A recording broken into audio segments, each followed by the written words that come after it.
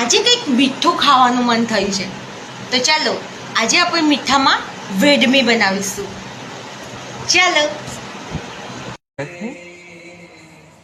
મોવણ નાખી અને 2 વાટકી ઘઉંનો લોટ લીધો છે.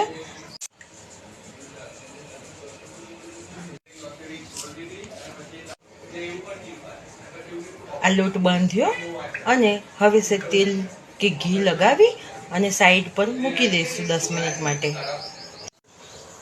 ઇલાયચી પાવડર લઈ લઈશું આપણે.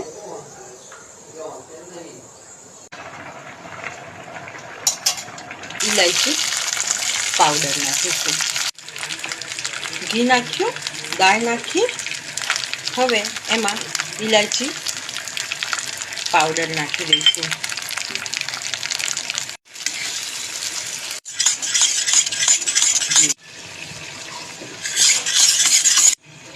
હવે અને ઠંડુ પડવા દઈશું.